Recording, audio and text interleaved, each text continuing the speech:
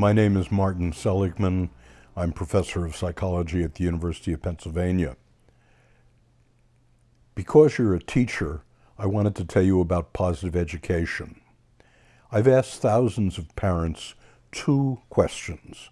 The first is, in 2 words or fewer, what do you most want in life for your child? And the answer is things like happiness, health, civility, life satisfaction, contentment, and meaning. And then I ask parents, in 2 words or fewer, what do schools teach? And they say literacy, numeracy, science, discipline, conformity. Notice how little overlap there is between what schools teach and what we most want in life for our children. Now, I want you to imagine the notion of positive education, that you as a teacher can both teach your subject matter, geometry, English, football, and you can at the same time teach well-being, life satisfaction, happiness, and meaning.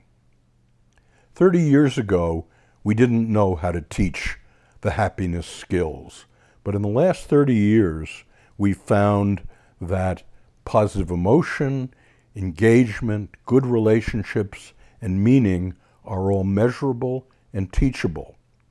So this opens up a wonderful possibility for every classroom, that you can both teach your subject matter and engage the skills and lessons for building well-being.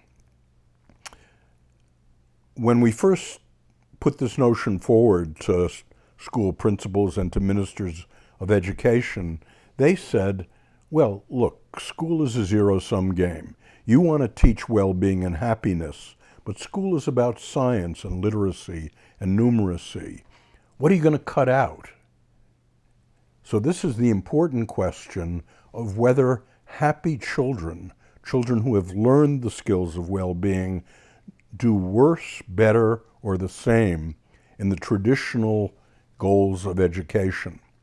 And so Alejandro Adler has gone around the world to Bhutan, to Mexico, and to Peru, and in huge numbers of children, in Peru, 694,000 children in 700 schools, half of them get school as usual. The other half get school as usual plus positive psychology, the skills of happiness and well-being. Alejandro then comes back a year and 2 years later and finds first that the schools in which the kids have learned well-being have higher well-being, but most importantly, the schools in which the kids learn positive psychology, their national standardized exams are higher.